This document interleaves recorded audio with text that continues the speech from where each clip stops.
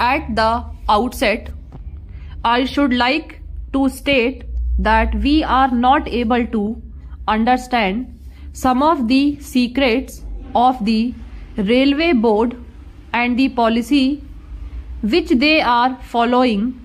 When I say secret, I mean that they have got certain policies and methods which are not easily understandable by people like us. There is no proper organization through which the ordinary railway labourers and their associations could represent their grievances. The Honourable Minister was pleased to say the other day that there is the Railwaymen's Federation, but I must tell him that the practical difficulty of all the unanimous in the railways is that they are not able to push their case through the Railwaymen's Federation.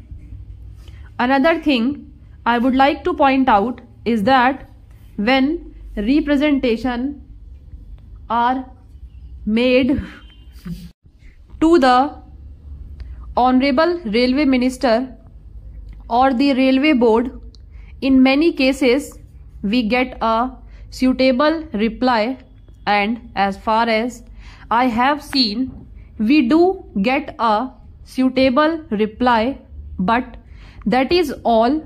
I would request the Honourable Minister to see that their cases are properly considered and something is done to them.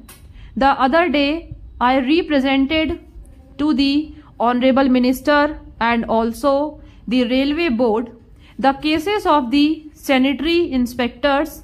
They are classified as supervisory staff. Prior to 3rd May 1948, they were given upper class passes like other officers, but since that time, all of a sudden the upper class passages have been stopped for these people. We do not understand why this discrimination should have been made against these sanitary inspectors. I would request the Honourable Minister to see that proper consideration is shown to them and to remove inconsistencies in this regard. Even though repeated representations have been made to the Railway Board and the Honourable Minister, the case of the running staff has never been properly considered at all. In the case of B grade firemen, all of a sudden the literacy qualification was introduced and people who have passed the SSLC examination have been taken directly as firemen. But what about the case of those who entered service before this literacy question was introduced? Some of them have put in more than 10 years of service. They were recruited by a staff selection board after proper examination. They were never required to pass the SSLC examination when they entered service, but suddenly this literacy qualifications has been introduced and their chances of promotion have been reduced.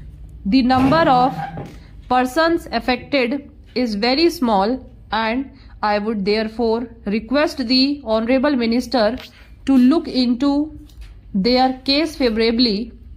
Another point is about telegraph inspectors. They are the people who look after the maintenance of telegraph lines. They have been recruited in the normal manner and they are the people who have put in service of more than 10 or 15 years, the question of wireless inspectors came in at the time of war. They are now classified along with telegraph inspectors whenever certain appointments or grades are introduced. The cases of the telegraph inspectors is overlooked. The wireless inspectors, who are called communication inspectors at present, came into the picture only at the time of war. Now what happens is that the telegraph inspector who have put in a service of more than 10 or 15 years and who look after the work which was used to be done by the wireless inspectors are neglected and overlooked. I hope their cases will receive the deepest consideration of government and a proper solution will be found. I now come to the grievances of travelling tickets examiners. Representations were made by them that they should be classified as running staff. They are not sitting staff.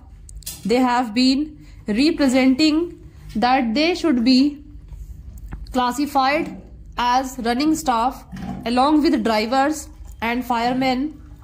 Their cases have also been overlooked. It is a small case and the railway board can easily understand it if only they have a mind to look into the matter. There are ever so many things, but I do not want to maintain them all. I do not understand the secrets of the delay. According to the railway board, delay means 10 years. That is the minimum. I am not exaggerating. I shall give you an example. An estimate for constructing an overbridge was sanctioned 10 years ago. Nobody came there. I requested the Honorable Deputy Minister to visit that place. He was pleased to visit it. I must thank the Honorable Deputy Minister on behalf of my consistency. What happens is that we cannot be taking the Honorable Railway Minister or the Honorable Deputy Minister to each and every place where our work has to be executed. This is another point which I want the Railway Ministry as well as the Railway Board to bear in mind. People are nowadays afraid of travelling in aeroplanes, but I think that a reference to the volume of papers supplied to us will show that accidents to trains are increasing day by day.